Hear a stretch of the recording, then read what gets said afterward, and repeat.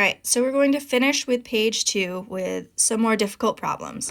We have 12 and 8/10 times 3/4. So you cannot multiply decimals and fractions. You have to make them the same. So you can either change your decimal into a fraction or you can change your fraction into a decimal. I suggest for this changing your decimal into a fraction, okay? So my 12 and 8/10, if you hear me say that, that's 12 and 8/10. That just means 12 as your whole number and 8/10 as your fraction. And you're going to multiply it by 3/4, okay? So there's two things you can do. You can take the 12 and multiply it by 3/4, and then take your 8/10 and multiply it by 3/4, and then add those two together.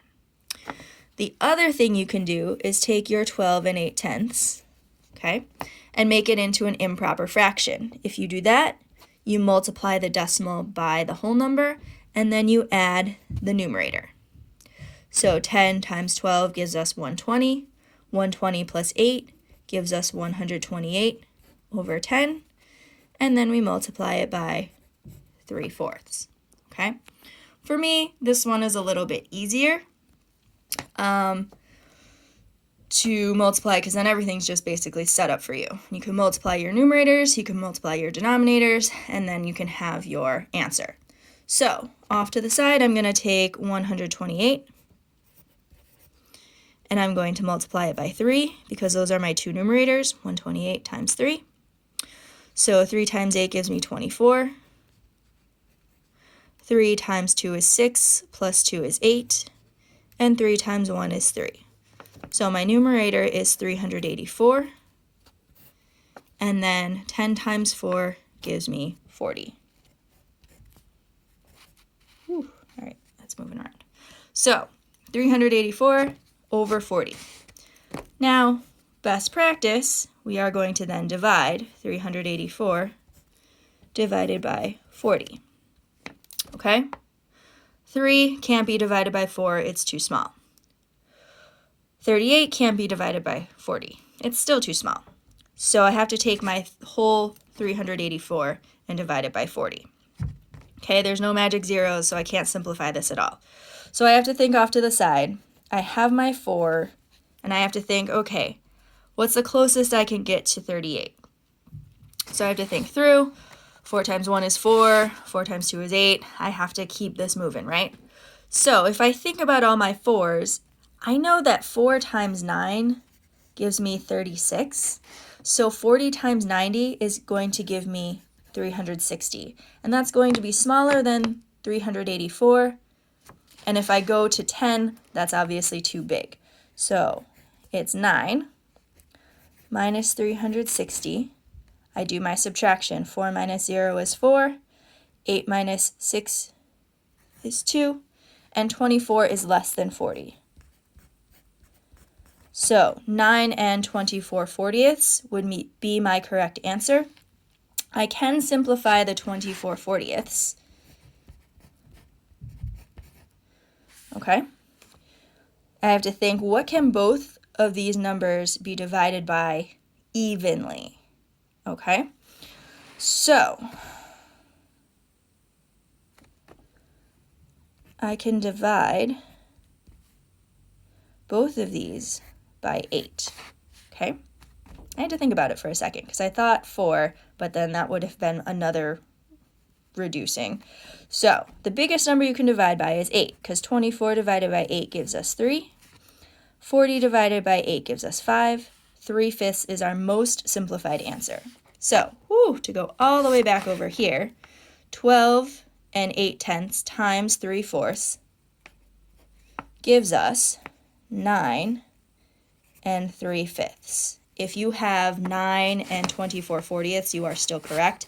Just remember that we are trying to simplify down to the best answer. However, that other one would be correct as well. If you did the decimals, it would just be a lot because you'd be taking 12.8 and you'd be multiplying it by 0.75 because you think of 3/4 out of $1. 3/4 of $1 is 75 cents. So you're just going to be doing a lot more multiplication. However, you could do it that way as well. All right. For part F, this is dividing with decimals. 102.4 or 102 and 4/10 divided by 3 and 2/10. My divisor has a decimal, so I have to change that. I have to move it over to be a whole number. Since I moved 1 on that one, I have to move 1 over on this one. So that will give us 1,024 divided by 32. Okay? So again, if you do the box method or different things that we've gone over the years, that's okay. I am going to do it in standard, again, just because this seems to be the method that most people are comfortable with. So 1,024 divided by 32. 1 can't be divided by 32. It's too small. 10 divided by 32. Again, that's too small. So I have to think 102 divided by 32. So off to the side, you can think, okay, 32, let's multiply it by 5 because it's like right in the middle and we can see if we're going up or down. 5 times 2 gives us 10. 5 times 3 gives us 15. Plus 1 gives us 16. That's 160. That's going to be way too big.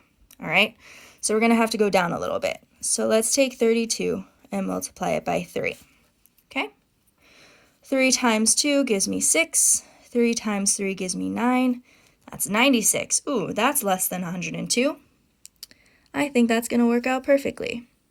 So, minus 96. 2 can't take away 6. I need to borrow.